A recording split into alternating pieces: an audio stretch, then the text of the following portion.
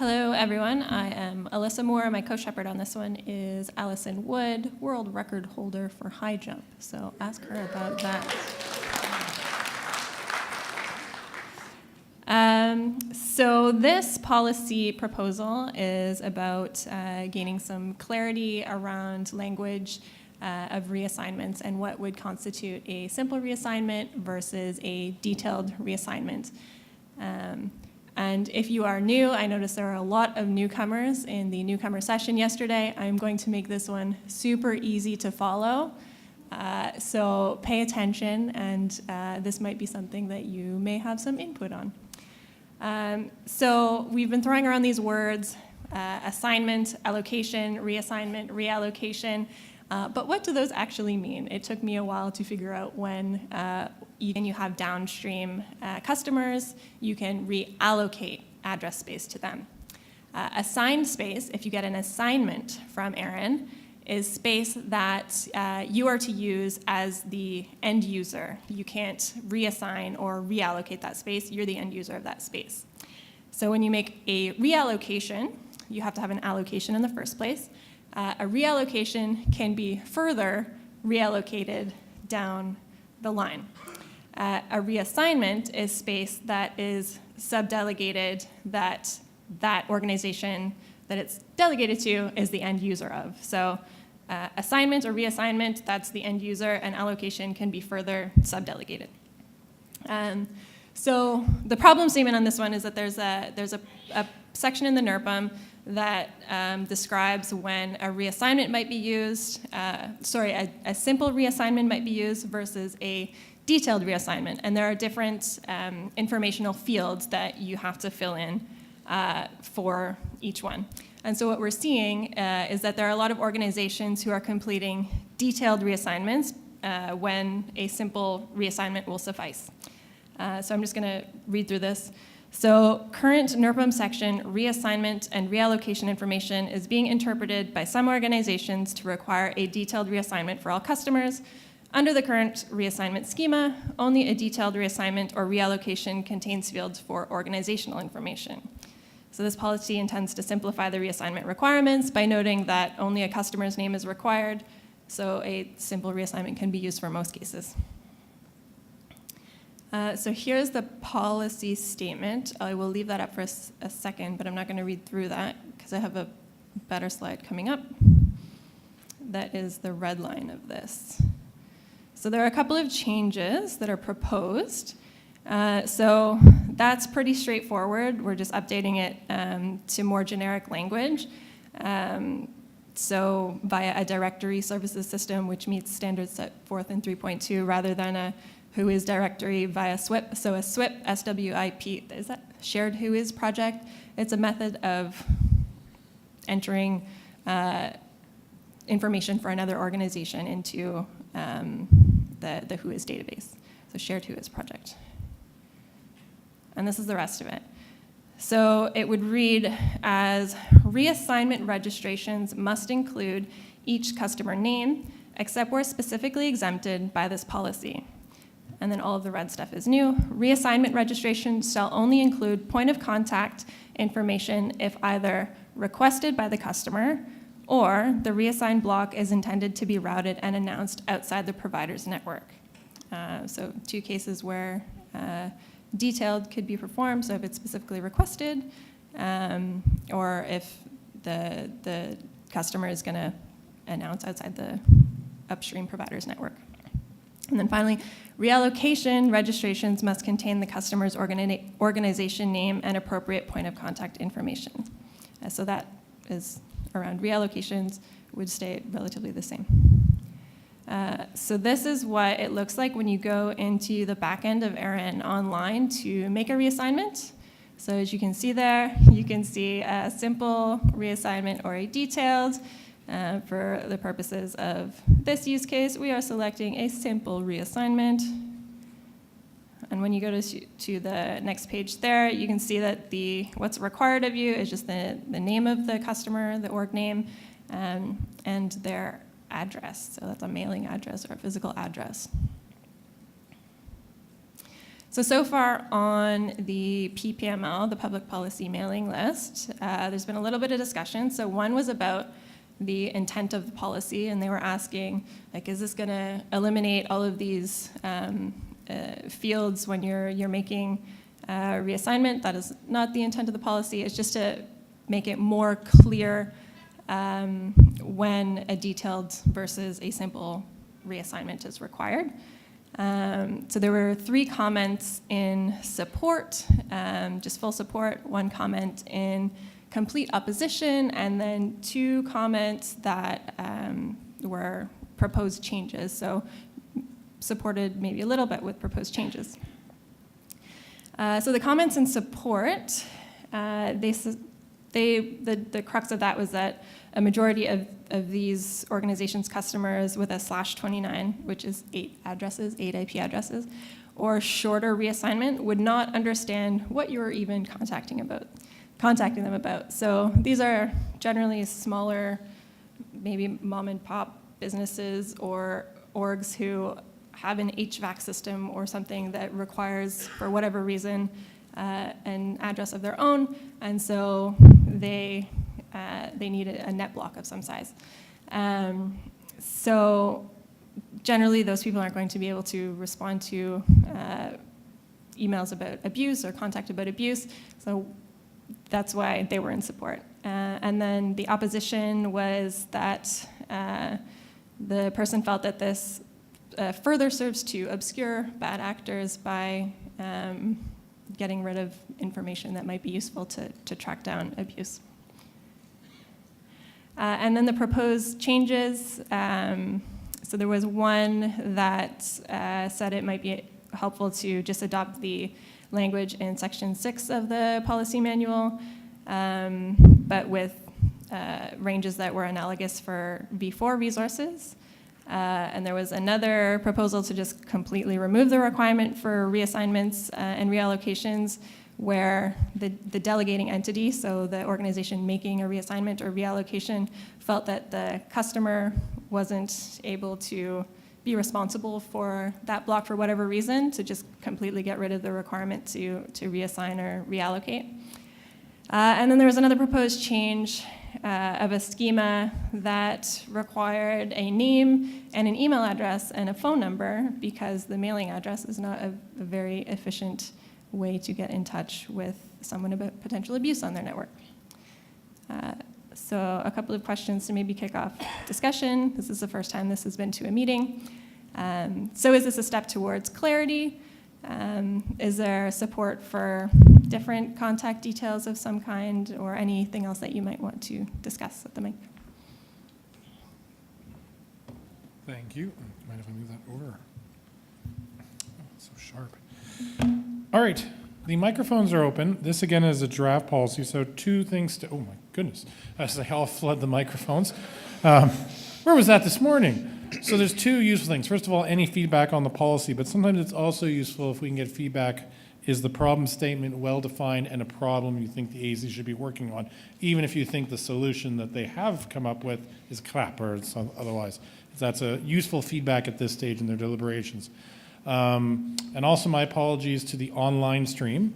I understand that we're about 2 minutes lagged, so we will try our best to take that into anticipation as we look for your feedback. But if you could also take that into account, that if you have a question, please get it there early.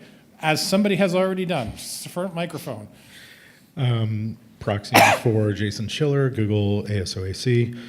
The proposed text suggests that an ISP is limited as to when they are allowed to submit a reassigned detail, such that if the customer does not ask for detailed POC info or intends to multi-home, the ISP cannot submit detailed reassignment. I would like the language to be reversed to say an ISP must submit a reassignment detailed when either requested by the customer or the reassigned block is intended to be routed and announced outside of the provider's network.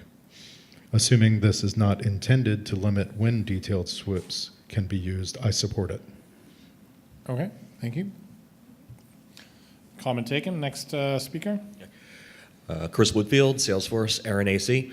I want to point out one small but potentially significant operational impact of removing most of the contact information from a reassignment.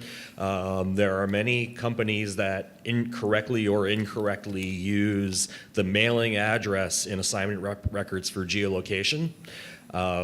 Removing that will will result in organizations that do that losing that visibility, leading to potentially less accurate geolocation attempts. Therefore, I would recommend that if we consider limiting the number of fields required in a reassignment, that we not lose the mailing address. Keep the mailing address in there possibly, or make it optional such that the mailing address is not required, but is a field that can be added to the record. All right, thank you. But I support as written with my recommendation. Thank you for that recommendation and support. Michael Castoval-Noralo. I dislike this proposal for several reasons. The first one is the example of the HIVAC system that requires a static IP and only having customer name.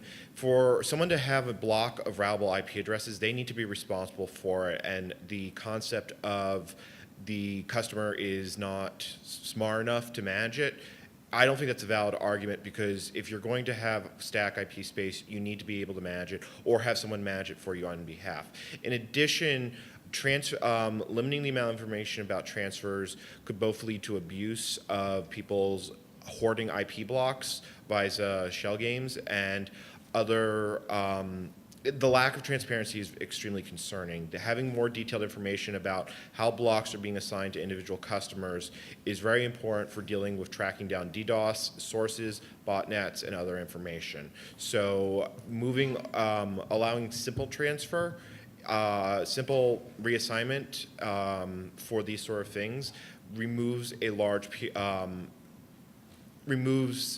clarity into how ISP networks are delegating their networks, and the detailed information should be the standard way to do it, in my personal opinion. So I understand you're against the policy statement clearly. Are you also against the problem itself being solved, or? Personally, I'm not sure I see it as a problem. If Okay. anything, I would completely flip this policy on its head and require detailed information for all reallocations, except for those that are being directly broadcast and routed by BGP, in which case that organization has a POC and is responsible for that network because they're doing the announcement on BGP. Okay, and don't escape. You had a question, or did you have a question? No. Oh, okay, perfect, thank you. All right, if you would like to speak on this proposal, please approach a mic. We will be closing the microphone shortly. And again, for remote participants, please at least start typing soon so we know. Next speaker. Hi, my name is Steve Wallace. I'm from Indiana University, and I have a question about the proposal. So for a simple reassignment, one of the criteria is the prefix is not announced outside of the upstream provider's network. And I think this may be a corner case, but it'd be interesting that for some clarity, there are new services, for example, DDoS scrubbing services. Sorry, which services? DDoS scrubbing services. Oh, yes. So in a DDoS scrubbing service, it's possible that the upstream provider, unfortunately, might not be aware of a subscriber to a service like that, and there may be a disconnect between the subscriber to the service, the assignee, and the assigner in terms of what's going on with that prefix. And so, it might be helpful. Maybe this is just an obvious way of looking at it. But it might be helpful to be more explicit that that's kind of a non-traditional way for things to be announced outside of the upstream provider's block. Right. One possibility is the language is enhanced to directly address that, and the other case is it might be an argument that you shouldn't do this because those kinds of things can happen, and sort of consistent with the previous comments, someone not understanding that takes them out of the simple case might be essentially changing the routing situation for the upstream provider. You know, that's an interesting case. I'm not sure how it would be interpreted, but the AC can take that feedback for sure. Thank you. Next speaker. Kevin Bloomberg, The Wire, support the proposal. For the first part, which is to change it to name services, directory name services, I would suggest adding the word valid or something, or acceptable or accepted. The issue is I don't want to see carrier pigeon over SWIP being used, because there's enough of these services that are turned off even though they're supposed to be turned on, and people can just invent stuff. So just a suggestion there. Quick question about that first. So you don't think that the language of that meets a directory services system, the standards set forth in section 3.2 is enough? You think I think valid that needs to be your added? change takes out SWIP and who is, which is fine. I agree with that. But allowing people to define themselves what is an acceptable system is going to lead to it being trolled and abused. Just put approved or accepted and generic, and you're fine. As long as it's that, it will be fine. But otherwise, people will just say, you need to mail us in to this address in some country that you don't know, whatever. It's going to be abused. They don't like doing it in the first place, and this will just give them the reason to do it. I want to talk about, more importantly, simple versus detailed. Don't change the records at all. That is a red herring. It's a new proposal. Please keep this to the very simple thing of explaining to people when to use a detailed, when to use a simple reassign. It's a different policy for the other stuff. I am appalled at the number of detailed reassignments that are in there that have no reason to be in there in the first place. People don't understand simple reassignments and detailed reassignments, and the reality is anything less than a 24 should not be a detailed reassignment, because ultimately that is an unroutable address on the internet. So maybe part of it in terms of your requirements should be, and I think you'll find the vast majority of details that are going in through the API are smaller. They're 29s and 28s and 27s. They're useless as detailed. All they're doing is giving out personal data about a company, and they are not the abuse contacts that can actually make a difference, because it's not being routed out there. So I think there is more that can be done to improve the text.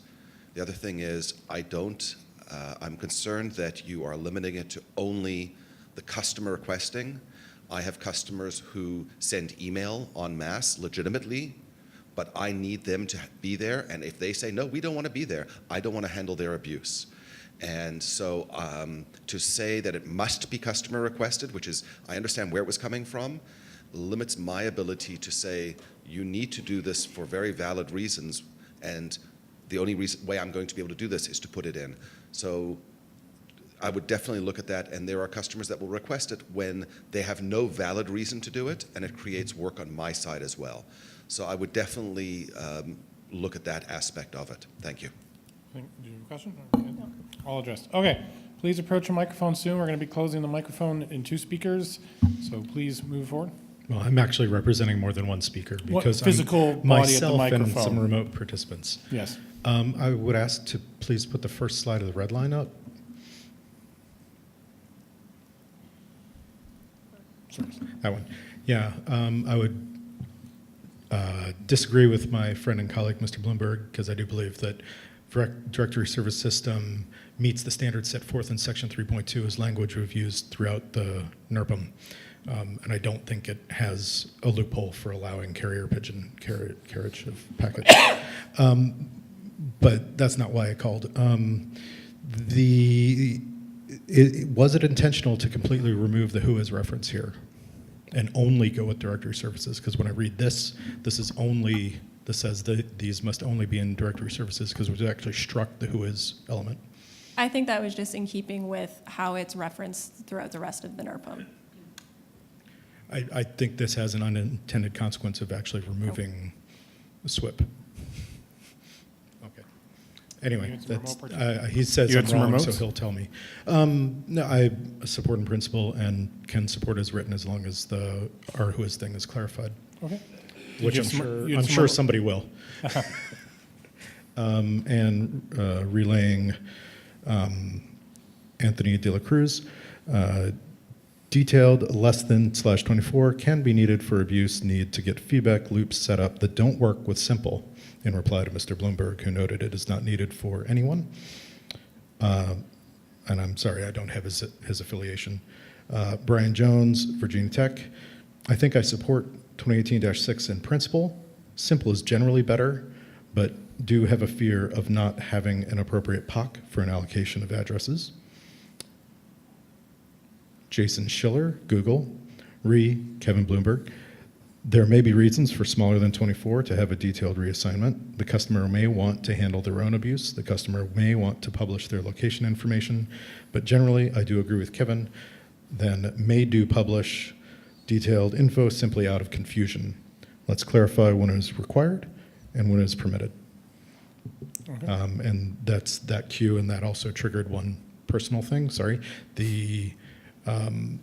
We do know that there are large entities that have automated systems which enter detailed for small allocations because they set them up long before Simple existed, and they never changed their systems. That was verified when we interviewed operators for that other POC policy change. Okay, thank you for that feedback. So the microphones are going to be closing in about a minute. Remote participants especially, please start typing since I know there's some lag. Michael Casaval-Noraro. So I want to add 2 follow-up points.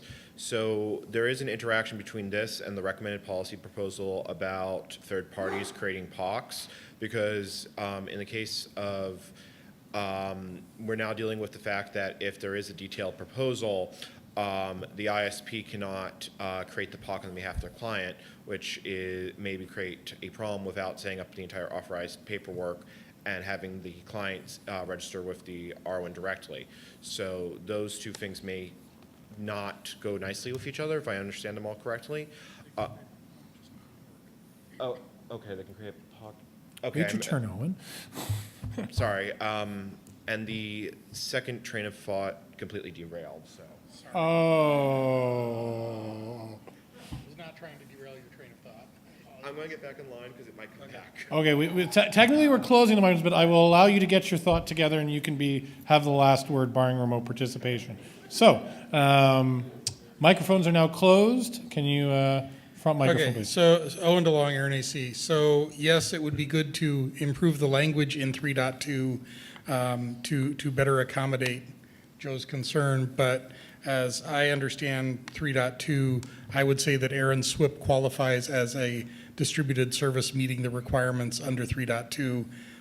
So I don't see it as being a problem, but it would definitely be unclear to somebody that was less versed in RPM foo than I, and we probably should clean up the language in 3.2 to accommodate that better for a number of reasons, not just this policy. Okay, thank you. Sir, the last word. The last word is that. Could you just give the name and affiliation again? Oh, Sorry. Michael Casaval-Noraro, so the train of thought came back. For allocations smaller than a /24, there are plenty of times where a customer is completely managing that those sets of IPs completely independent of their ISP. And in fact, I see that fairly common with more technically based organizations. So I think it is not unreasonable to have a detailed record in there with its own abuse contact, because the ISP is basically just doing the broadcast due to the limitation that we cannot broadcast smaller than 24 without doing horrible things to the internet routing tables. Okay, So. thank you. Any last words from? All right, thank you very much to the AC for the presentation. There's no poll been requested by the Advisory Council Chair, so this ends this proposal. If you have further comments or questions, please find your local AC member.